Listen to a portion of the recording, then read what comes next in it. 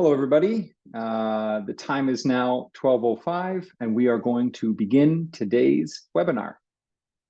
My name is Brent Pumple, and I am the owner and sales manager of a company called Pedestal Solutions. I'm also a member of the OPWA's Education Committee. And today, I have the pleasure of being your moderator. Thank you for joining us today for this amazing presentation on Highway 535's Water Management Plan. Before we get started, I'd like to share some info about the OPWA. First off, a big thank you to all of our annual sponsors.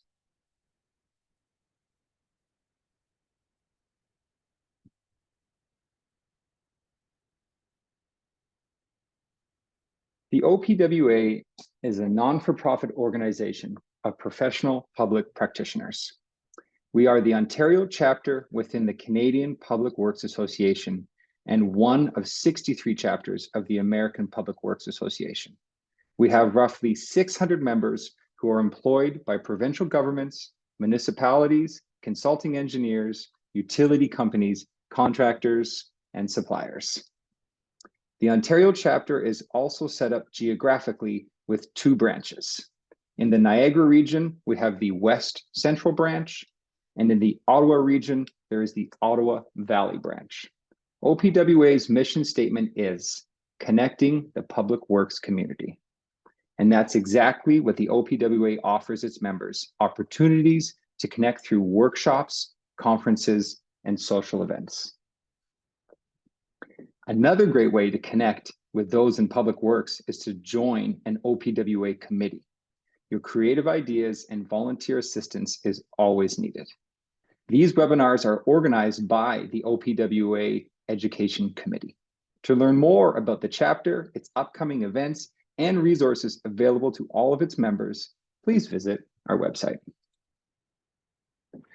We have other webinars coming up as shown on the screen.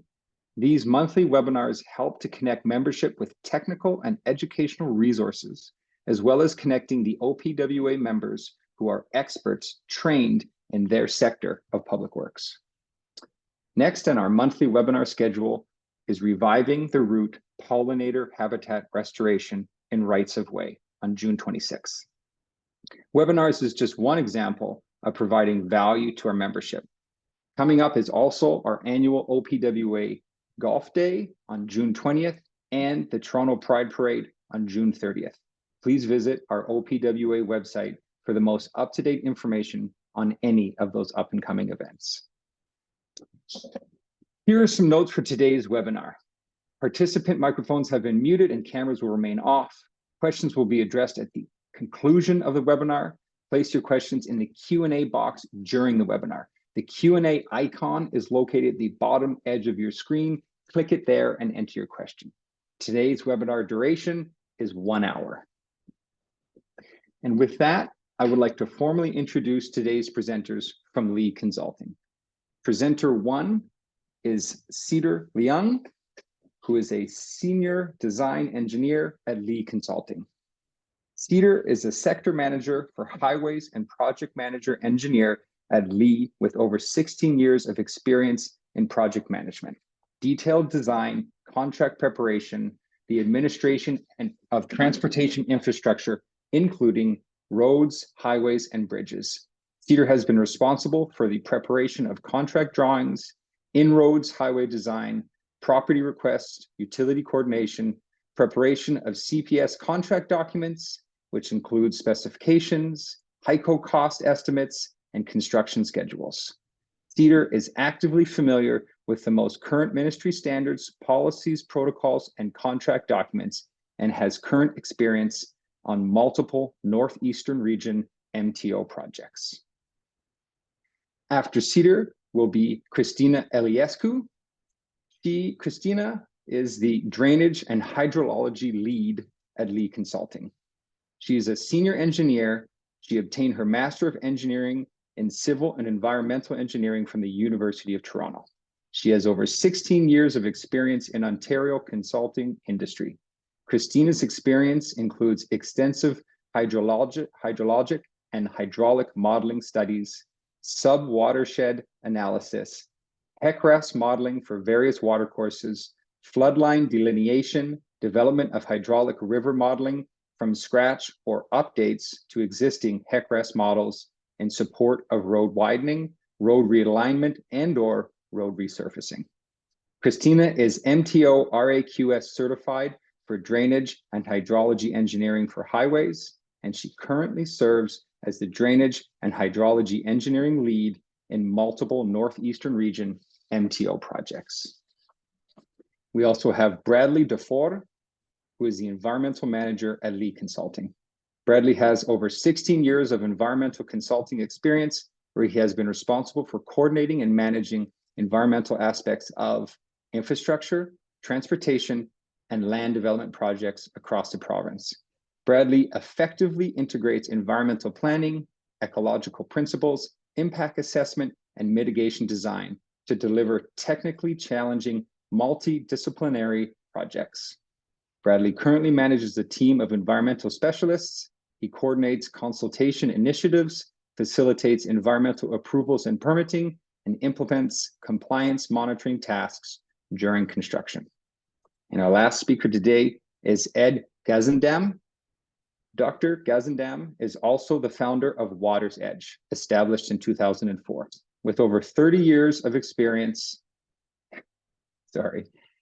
in fluoral, geomorphology, water resource engineering, stream system restoration, both in private and public agencies, Ed provides professional expertise and consultation on natural geomorphology assessments, natural channel design, stream rehabilitation, bioengineering, and monitoring studies with extensive knowledge and understanding of the fluoral processes, functions, hydraulics, and river mechanics. Ed has extensive experience in the completion of natural channel design projects, stream assessment and monitoring, shoreline restoration, program evaluations, environmental assessments, riparian corridor management, and the preparation and submission of applications made under the Planning Act, the Conservation Authority Act, and the Environmental Assessment Act. And with that, guys, today we're going to talk about torrential water flows due to beaver dam failures, which resulted in washouts along Highway 535 and the transport of roughly 800 cubic meters of sedimentation into Lake Nipissing. I will now turn it over to our first speaker, Cedar. Thanks, Brent. Hello, everybody. My name is Cedar, and I was the project manager on the consultant side for this project, as Brent mentioned. Today, we are talking about a project that involved developing a water management plan to deal with a series of washouts on Highway 535, resulting in sediment transport into the west arm of Lake Nipissing. Next slide. In terms of the agenda for today's presentation, we'll start off with a brief summary of the project, followed by detailed discussions on the drainage assessment by Christina, our drainage lead. Then a discussion on the environmental assessment process by Brad, our environmental planner. And then finally, a discussion of the sediment transport analysis for this project by Ed, our fluvial geomorphologist. We'll have some conclusions and then a Q&A session at the end. In terms of the project partners, the main parties involved in this project are the Ministry of Transportation, MTO of Ontario, the project owner, Lee Consulting Limited, the primary consultant, and then Water's Edge, the subconsultant. Just a brief overview of the parties involved. Again, the project owner, MTO, who is responsible for managing transportation infrastructure for the province of Ontario. And more specifically, we're working with Northeast Region, who has offices in Cochrane, Huntsville, New Liskeard, North Bay, Sault Ste. Marie, and Sudbury. And then Lee Consulting, the primary consultant for this assignment. We've been providing consulting services for MTO for decades. And we've been in operation since 1953, specializing in infrastructure engineering, planning, and contract administration. Our focus is on delivering innovative solutions in project management, transportation planning, ITS, infrastructure security, a CA, bridge and buildings design, and lastly, but more importantly, a highway and municipal design services. And finally, the subconsultant, Water's Edge, who on this assignment provided geomorphology and fluvial geomorphology. And maybe Ed, if you want to give a brief intro.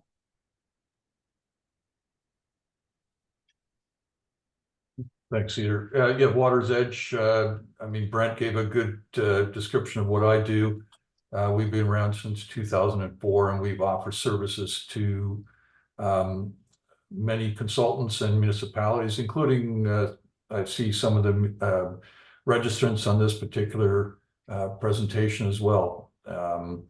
Again, we've been around since 2004. We're doing fluvial geomorphology, hydrology, hydraulics, natural channel design, and all within the adaptive environmental management feedback loop. Thank you. Thanks, Ed. Okay, next slide. So project location. The project, more specifically 535, is located in MTO Northeast Region Sudbury area. Highway 535 is a secondary highway which generally runs south to north, connecting the municipality of French River at Highway 64 to the south, to the municipality of Marks-Day Warren at Highway 17 to the north.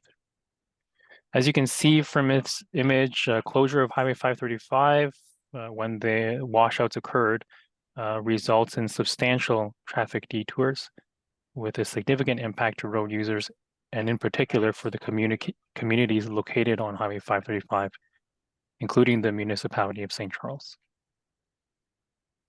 Next slide.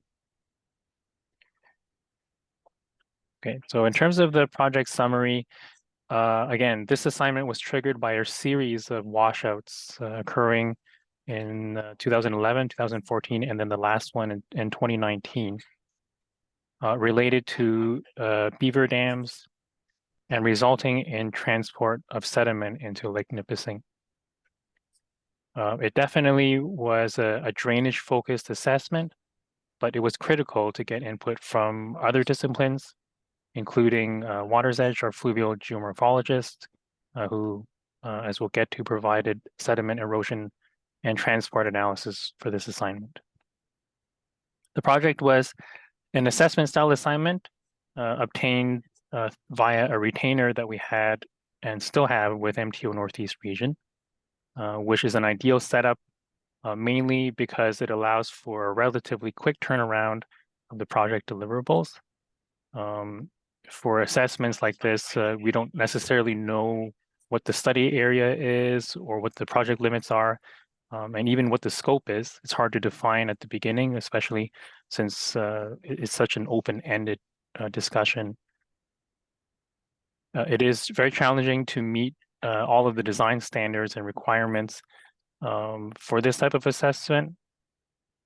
And this type of a retainer style allows for more out-of-the-box thinking, which includes discussions for this assignment in particular with a variety of product manufacturers and contractors to try and exhaust and explore as many potential options as possible.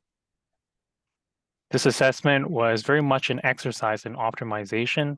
A lot of cost-benefit analysis was completed for various options, as Christina will get to. There was a lot of back and forth with the MTO team, and this made sure that the recommended alternative moving ahead was effective, practical, and also within the ministry's budget. The work to do the design and come up with a preferred alternative took almost a year from startup to issuing the final report back in September of 2020.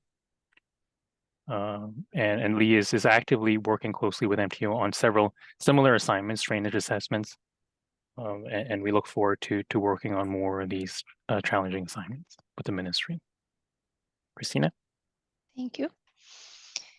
So we are gonna move on into presenting the project site. On this map, you will see the west arm of Lake Nipissing that Cedar was referring to.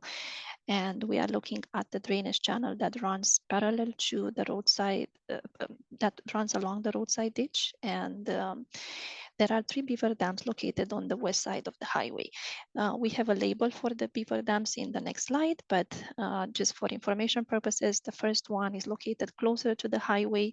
There is a large ponding area behind the Beaver Dam 2 and Beaver Dam 3, and there are a few private properties located west of the highway, with their only access being a driveway that is crossing this drainage channel. In terms of the engineering drawings, this slide presents our survey limits. You will see that Highway 535 was surveyed within the project, within the road right-of-way. We had approximately 600 meters of the channel that runs on the west side of the highway, and these are the labels of the 3 beaver dams. There are rock crops on both sides of the road. So the images on the bottom of the slide represents the west side of the road, and in the distance there is a rock crop, and on the top here by the tree line that is actually a driveway leading to private properties. And on the east side of the road we have again some more rock crop with more space beyond the guide rail and within the MTO right-of-way. Beaver Dam 2 is the one that is the largest, the one shown in the top left photo. And in terms of area of the ponding area, that is about 46,000 square meters in extent around Beaver Dam 2, and a ponding depth of about 1.2 meters. The entire drainage channel runs along the highway west side, as I mentioned earlier, and drains to the west arm of Lake Nipissing. Moving on to a few site photographs that will show the existing condition. We have Beaver Dam 1, which is located closer to the roadway. That it's a smaller one, it's a narrower one, and you can see a flexible pipe that runs through the water. MTO maintenance installed those beaver deceivers to maintain the water levels as low as possible, so to make sure that the opening will still be there and flows will be conveyed downstream. And on the right bottom slide, on the right bottom side, you can see the broken Beaver Dam 2 that allows a very large amount of water to be conveyed down to the drainage channel. Lee undertook a hydrologic and hydraulic analysis for the study area. In regards to the hydrologic analysis, we used the typical approach delineating the catchment area, looking at the soil groups, and determining what will be the design flows using a storm that is applicable for the area. However, the flows that were determined through a typical hydrologic approach were very small. So we were looking at the actual water ponding behind the Beaver Dam 2 and using the existing opening of the Beaver Dam 2 as a weir. So we determined about 6 hydraulic heads that will be reflective in terms of amount of flow that was discharged on the downstream channel. And all these flows were somewhere between less than 0.2 cubic meters per second all the way to the 47.7 cubic meters per second. We refer to these flows as low flows up to 3 cubic meters per second, and extreme flows, the ones that are closer to 50 cubic meters per second. So the amount of flow that is being discharged through the Beaver Dam opening, it's excessive when you look at the entire height of water at the crest of the Beaver Dam 2 opening. The hydraulic analysis has been undertaken, as I mentioned, for about 650 meters of the channel that conveys the flow all the way to west arm of Lake Nipissing. And we identified on this slide 3 sections that were closely analyzed.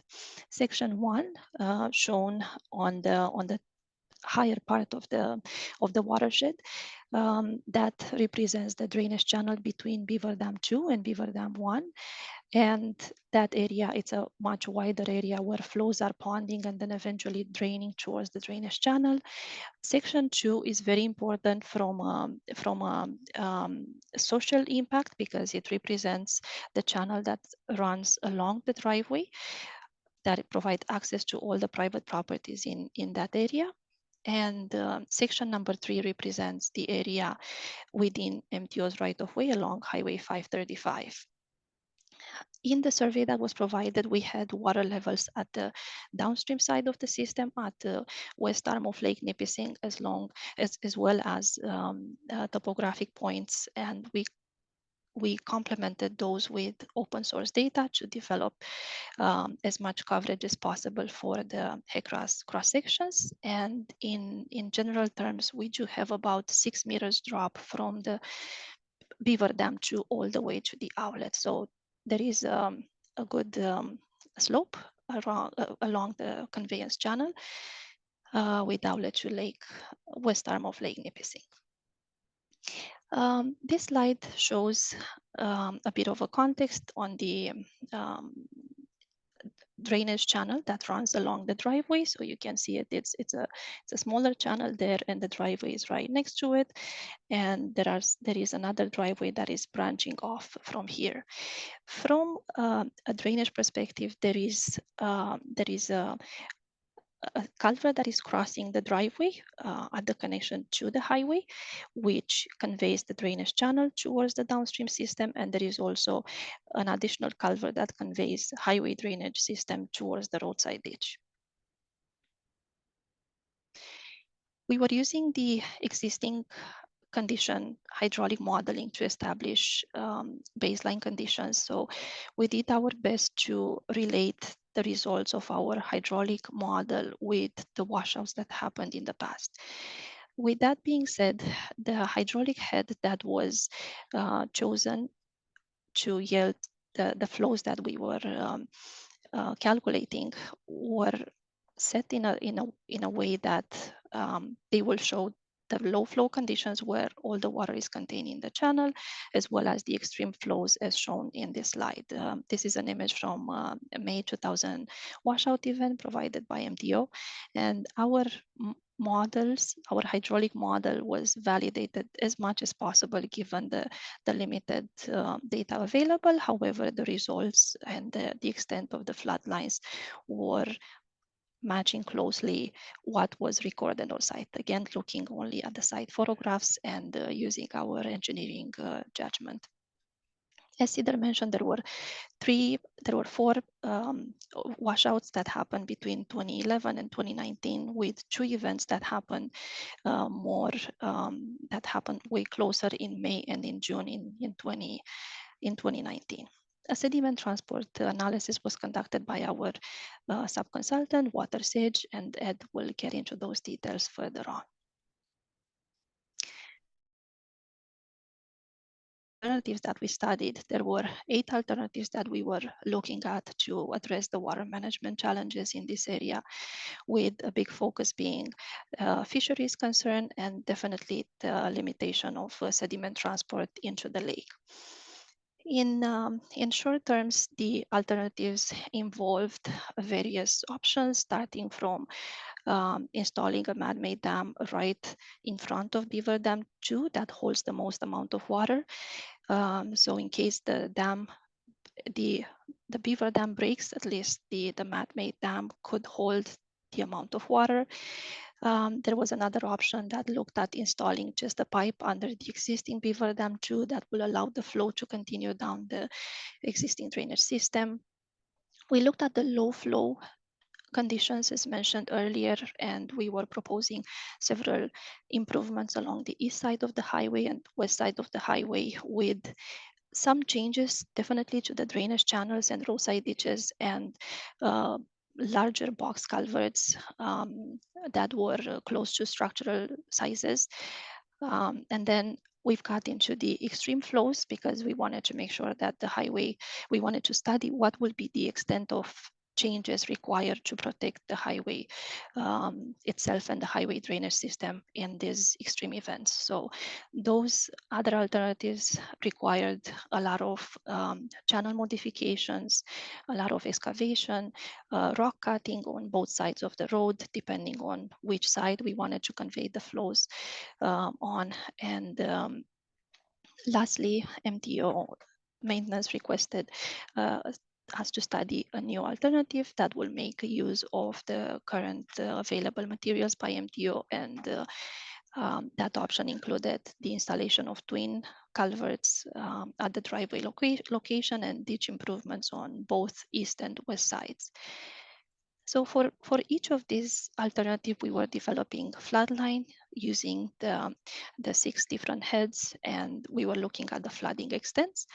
And in order to determine which one will be the preferred alternative, we undertook a very detailed impact assessment that involved multiple project disciplines. Brad will discuss about the environmental impact soon. We also looked at the overall hydraulic effectiveness, looking at every section of the channel, the ones identified in the first few slides, section 1, 2, and 3, to determine if the flows are contained in the drainage channel, if they overtop the driveway, what will be the flow spread that will occur along the highway and on both sides. So based on all of this, we were assigning a score to determine which one is the most beneficial alternative. We also looked at constructability, and our highways team, as well as our construction admin team, provided very important input here into what it takes to construct each alternative, what will be the challenges related to either short-term or long-term property needs, what will be the traffic impacts and traffic control required. There were alternatives where we had to propose rock removal. So we looked at constructability when it came to rock blasting, as well as dewatering and temporary flow passages. Definitely the initial cost of construction was a big driver in this assignment, since we wanted to provide a solution that will be cost effective and also provide the benefits from a drainage, environmental, and highways perspective. But also we had to look into the risk associated with each alternative, and one of the larger risks was related to vibration due to rock blasting in the options that actually required the rock cutting, slope stability due to nearby residences at the top of the rock on the west side. And definitely more studies would have been required to understand the geology of the area as well. The stakeholder opposition was also part of a risk that we accounted for, considering that any changes that were done to the rock on the west side will affect the residents. So that had an important weight. And we also looked at life cost cycle analysis and maintenance lifespan. So ideally, we wanted the proposed infrastructure to be designed for 50 to 75 year design service life.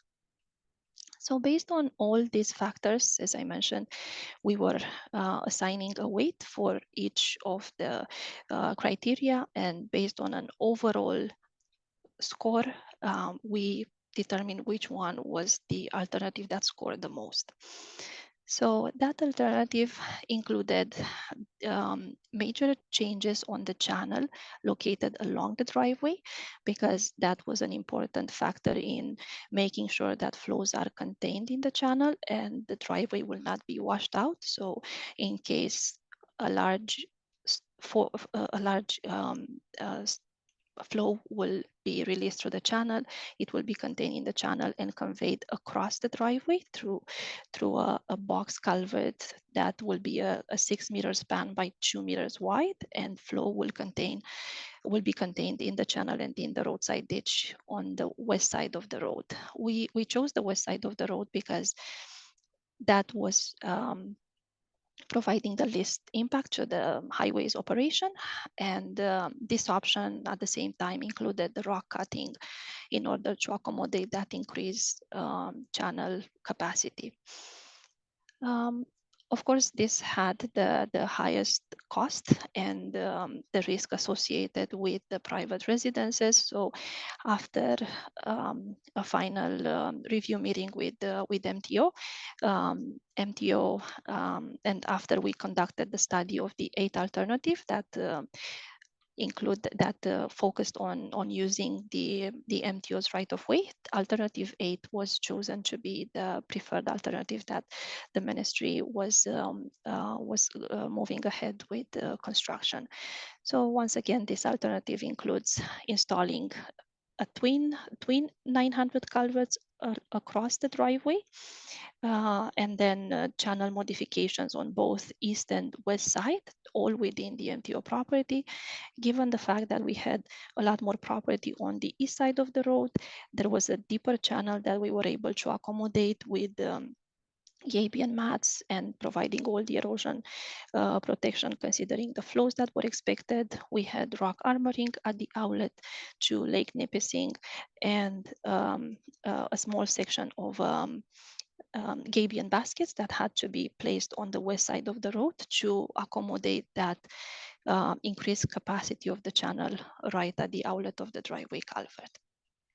So with this alternative, we found that flows up to even approximately 4 cubic meters per second can be conveyed through the existing drainage system, and beyond these flows will spread on both sides of the road. So that's why we were proposing the increased ditch capacities on both sides of the road to make sure that we are protecting the road. And through our studies, we determined that this alternative considerably improves the existing condition in minimizing the risk of sediment transport. However, there is still a risk of highway embankments material being washed out once the water levels in the beaver dams will increase to a certain extent, and they will result in overtopping the conveyance system. The addition of the Gabion mats and baskets and the strategic use of wrap material will help to provide the additional protection in these situations, but damage to the highway could still likely occur in case there will be an extreme event as the previous ones in the past. I will pass it on to Brad now to discuss the environmental aspects. Great, thanks a lot, Christina. Yeah, I just wanted to revisit the 2019 washout and some of the environmental impacts that ensued from that catastrophic event, as the environmental impacts were one of the driving factors for this particular project. So as you can see on the photos on the right-hand side, there was approximately 670 square meters of walleye spawning and nursery habitat that was impacted as a result of the sediment washout and deposition within the West Arm. The Department of Fisheries and Oceans, they issued a directive under the Fisheries Act to develop a plan to mitigate and remedy the loss of habitat resulting from the washout event. The ministry, through a retainer and another subconsultant, initiated that design and plan, and remediation was undertaken shortly after the washout event. So remediation and restoration that was undertaken included the removal of the deposited material within the West Arm. There was also regrading along the immediate shoreline to create a shallow shelf as well as a steeper shelf. And that was to accommodate both the spawning and nursery habitat for walleye. There was also placement of suitable walleye spawning substrate along the lower shelf to encourage those fish to spawn in that area once again. And then beyond the ordinary high water mark, up along the ensuing ditch lines adjacent to Highway 535, rock protection was placed to provide stabilization, which would prevent future sediment impacts into the watercourse due to local precipitation and drainage. The environmental evaluation with respect to the design alternatives considered several different factors.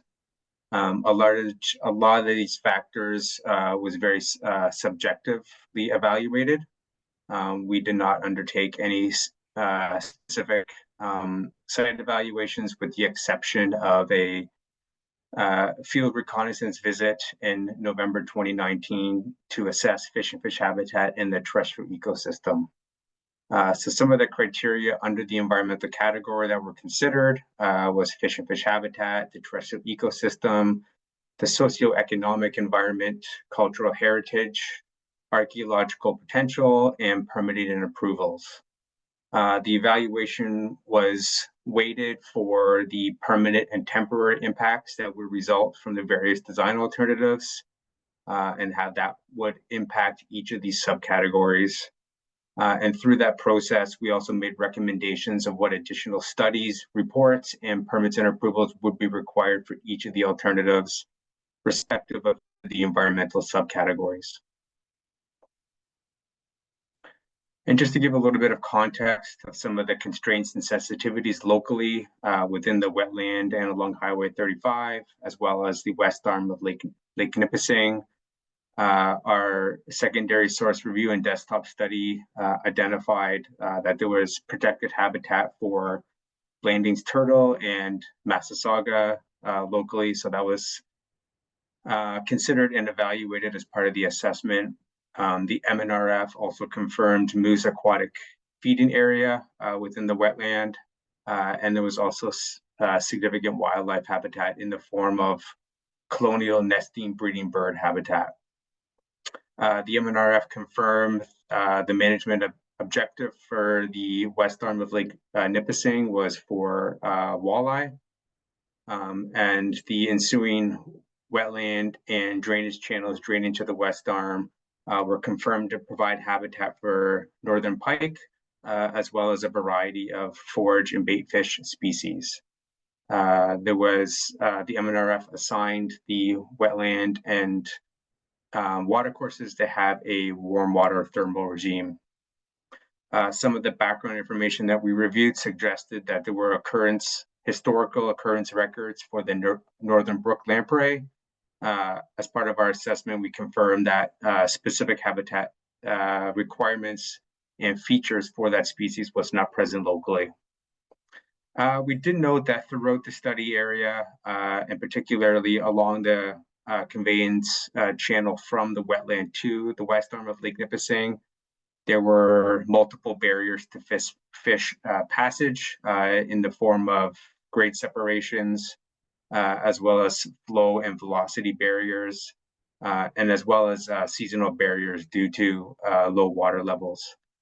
So the environmental constraints specific to fish and fish habitat in the terrestrial ecosystem were a large driving factor, with some of the alternatives that were presented that required modifications to the channel and/or wetland. Thanks, Christina.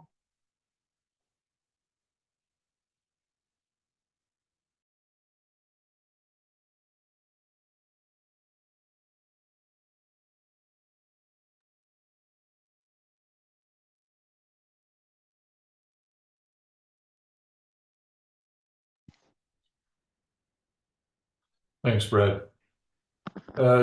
Water's Edge was engaged by Lee to examine the possible movement of sediment as a result of the beaver dam failures.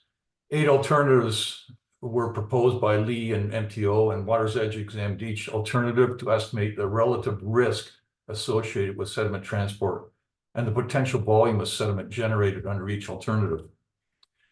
The sediment transport analyses by Water's Edge required a novel approach to develop an appropriate model and subsequently estimate sediment delivery following possible future beaver dam failures. First, Lee undertook modeling and analysis of various dam breaks and the local hydrology. And so we need to make some assumptions about this. Comparisons were made to the observed flood in order to calibrate the modeling. Flood lines were generated for each of the scenarios analyzed. And for the largest flow, which was almost 48 CMS, The potential to create washout exists as the existing infrastructure does not have the capacity to convey the flow. And we use that number in our analysis. So using Lee's flow of 48 CMS, Water's Edge developed an unsteady flow hydrograph volume, with the volume assumed to be that of Beaver Dam number 2, which had an approximate area of 4,600 square meters and a depth of about 1.5 meters, yielding a total hydrograph volume of about 69,150, say 70,000 cubic meters. It was also assumed that once the dam began to fail, it would quickly reach its peak flow and fall over a longer period. The total duration was 1 hour. The hydrograph flows were adjusted until the flow volume over 1 hour was approximately equal to the volume retained above the beaver dam. We also assumed that much of the fine sediment would be transported to the lake based on the high velocities associated with a dam break. 2 critical sections along the flow conveyance system were used in the analysis. One located on the section of the channel running parallel to the driveway, that's in section 2, and another cross section downstream of the culvert along the highway in section 3. Secondly, based on available photographs, an average particle size was assumed. The average particle size was estimated to be about 100 millimeters, and it can be seen from photos that larger material is also being moved by the flows. Sediment gradations at each cross section were developed from observation of sediment deposition, and D50 values were assumed to have a similar distribution to granular B material.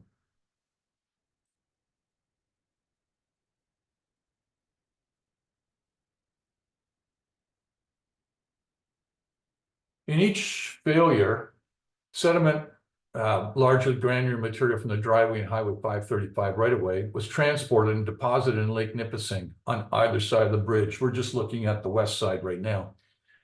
Interestingly enough, there has been a history of events in 2011, 2014, 2019 at the site. So further attention to beaver dam failure and sediment transport issues is very important.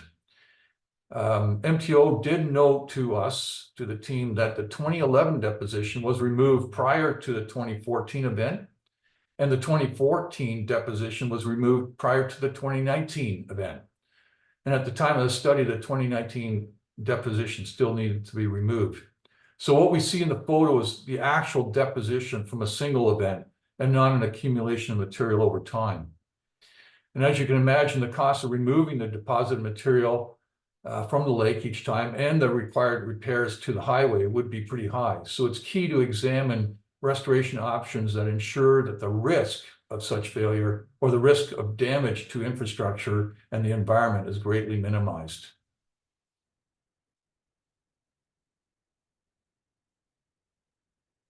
The volume of sediment deposition was based on photos and some initial measurements after the event. Based on these measurements and the photos, an estimated average deposition thickness of 1 meter and the volume of the combined deposits, east and west side, was estimated to be 803 cubic meters. The actual volume was technically unknown at the time of the study. However, we were informed that the combined volume of the previous 2 deposition events was 2,500 tons, or 943 cubic meters. That seemed like a pretty rough number to us, but from previous photos, the previous events appear to be smaller in size. As such, our current estimate of 803 cubic meters for the 2019 event seemed to be reasonable.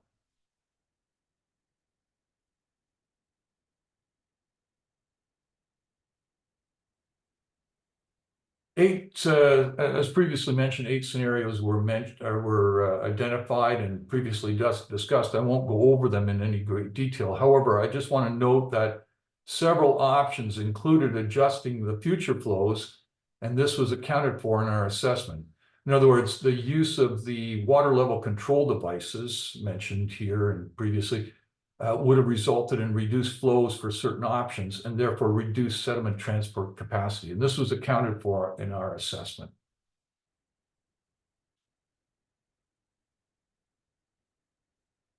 Air photos are not perfect. However, they generally show the shoreline conditions.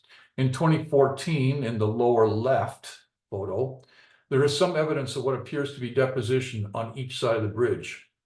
However, in the April 27, 2015 air photo in the lower right, we can see that there's clear evidence of deposition, and this is likely due to the October 2014 event. It appears from the photo, as you can see in this photo, anyways, on the west side of the bridge, that some excavation of the material has been initiated from the deposit there. You can see the slight indent there. Regardless, the deposition shown in these photos is unnatural and extensive. From a sediment transport perspective, Water's Edge used 3 different approaches. First, we assess the stability of the stone using a simple critical particle shear stress approach. In other words, a tau naught versus tau critical ratio. And if it's more than 1, it's theoretically in motion. Secondly, we used a variety of sediment transport algorithms to model the possible material transport volumes. And thirdly, we used an updated HEC-RAS model to model sediment movement. So from the first perspective, from shear stability, the results aren't presented here, but they do support the conclusions of the study. Based on shear stability results for each of the 2 cross-sections, several alternatives, I should say, were unstable, particularly alternative 4. Of note, the existing conditions upstream cross-section assessment was particularly unstable, which had a value of 2.13, significantly more than unity. And this is a logical conclusion, given that the evidence of sediment movement, it was present in Lake Nipissing. Secondly, from a sediment transport algorithm perspective, we initially looked at 16 transport equations and narrowed this down to 3 based on applicability and results, specifically the Einstein-Brown algorithm, the Kolinsky model, and the Hasanzadeh model. The 2 critical cross-sections were used, one to represent the cross-section in the natural channel upstream, and one to represent the pinch point on Highway 535 downstream. The data for each cross-section was gleaned from the HEC-RAS model. In other words, width, depth, the velocity, and the slope. A discretized curve was prepared based on the 1-hour duration, and the total sediment loadings were determined using the discretized time steps for the 1-hour event. The results of the 3 methodologies were analyzed and compared for confirmation to the estimated volume of deposit sediment resulting from the 2019 dam failure. The analysis indicated that the Hasanzadeh method generated 861 cubic meters of sediment, which compares well with the original estimate of 803 cubic meters. Or what we're saying, it calibrated well. As a result, the model also predicted that the selected alternative 8 had the lowest levels of sediment delivery, other than options where flow control was present.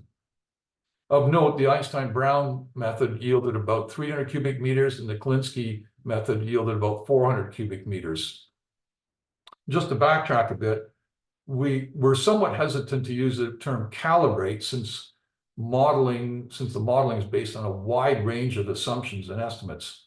Usually when calibrating models, we have a much better understanding of parameter values. However, we do believe that this is a reasonable form of calibration that has worked for this particular situation.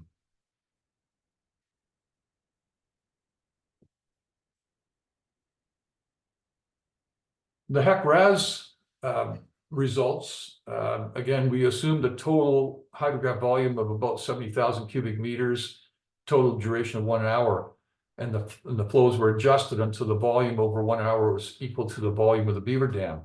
So it's also assumed that each gradation would have a similar distribution to a granular B material centered on the provided D50, although the exact D50 in HEC-RAS slightly varies because of the different gradation categories. Each cross-section upstream of the highway was assumed to be the same, and each cross-section downstream of the highway was also assumed to be the same for every given alternative. It was further assumed that the bedrock in the HEC-RAS model was about 1 meter below the channel for each cross-section, and that all sediment above the bedrock was movable. In HEC-RAS, the Meyer-Peter-Mueller method was selected as the sediment transport function.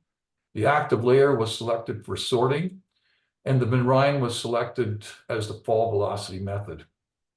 The results suggest that shear stability supported the conclusion. Sediment transport algorithms indicated that Hazen-Zadeh method generated about 861, and that compared well. And the HEC-RAS modeling results indicated that alternative 8 had low sediment delivery. So caveats, there's always caveats and conclusions. Sediment transport modeling has many restrictions. The formulas are very specific. Studies need proper calibration, and continuous modeling would have been beneficial, and grain size distribution was somewhat abstract. During the study, there was lots of talk about risk, and but ultimately the flow values that we had of 48 CMS, which is probably in the order of 1 to the power 10 to the power 12, was not very realistic. We can note that the evidence suggests that the likelihood would be 3 to 4 times per decade, because that's what the beaver dams failed at. So nature's engineers will continue to give transportation engineers headaches. But the results of this is we can conclude that our analysis indicated the 2019 dam failure could generate the 800 cubic meters of sediment present in Lake Nipissing, and that alternative 8 was a preferred solution with greatly reduced risk of sediment flux. Thank you, Ed. So now we are coming up to the conclusions of our study, and just wanted to remind everyone that due to that DFO involvement that was previously discussed in this webinar, this project was going through monitoring by MTO, and detailed monitoring was conducted between 2021 and 2022 by MTO's AMC, as well as Morrison Hirschfeld. They undertook monitoring following the construction of this selected option, and their review concluded that the effectiveness of the implemented measures it's there, and the outcome of this monitoring showed that the implemented alternative considerably improved the existing conditions and provides the enhanced conveyance system while minimizing the risk of the sediment transport. Also, through their monitoring and site inspections, they also observed that the continuous beaver dam deceivers function well, and they are critical in maintaining the reduced water levels in the large ponding areas, especially following the spring freshet when a lot more water is expected to be on the ground. In addition, the stability of the road it's also maintained, and there were no visible signs. The erosion and sediment control measures that were placed along the highway were very effective in making sure that no additional sediments will be transported into the lake, and actually they will be limited. And with this, we are concluding our presentation by actually showing another slide where you guys can see that beaver dam breakages are not just occurrences that happen here and there. There are 2 beaver dam breakages that we show here on the screen that happen in Bancroft area quite recently. The left-hand side shows it's very similar to our area from the photos. It's not our area, it's literally from Bancroft, and that happened in April 12, 2024, followed by another beaver dam breakage on May 16 on various highways on Beecroft. So definitely, as Ed mentioned, our engineering counterpart of the wild is working hard, and we look forward to work on many more projects similar. So we are here to take any questions and answers. I apologize, we run a little bit over our time. We have a bit of time left, so we are happy to take any questions, if any. That was a great talk. Thank you so much, guys. We do have one question. I'm just going to fire it out right away. And anybody who's interested in answering, please go ahead. You have mentioned the negative impact of sediment deposition on fish and fish habitat. Was the benthic population affected as well? Brad, it looks like a question for you, please. Yeah, I can answer that question. No, we did not specifically evaluate the benthic macroinvertebrate community as part of our assessment. I don't think it was largely considered for this specific assignment. Okay, if you guys have any more questions, please feel free to fire them in the Q&A section. Also, I welcome any questions you'd like to ask offline. You can see the contact information for our 4 presenters there. You're welcome to email them any questions you have. I'd like to take this opportunity, if there are no more questions, just to say a big thank you to all of our speakers today. Thank you so much, guys. That was a great presentation. And I don't see any questions popping up here. I give you guys an opportunity from Lee Consulting if there's anything else you'd like to say. Sure. We would like to thank you all for your time, and thank you OPWA staff for inviting us to this webinar. And we are happy to answer any questions if there will be any offline. But thank you all for your time this afternoon. Okay, that's exactly what I was basically going to say. I wanted to say a really big thank you to everybody who joined us today, all the attendees. We really appreciate it, guys. It means a lot to us over here at OPWA. And again, a big thank you to all you guys at Lee Consulting. If no one else, I don't see any questions here. So I think that will conclude our presentation today. Great job, guys. Only a minute over, so that's perfect. Thank you. So with nothing else, I'm going to go ahead and just end this session. Thanks so much, guys. We'll see you at the next educational webinar. Ciao. Thank you. Have a good afternoon. Thanks. See you. Thank you. Bye, guys.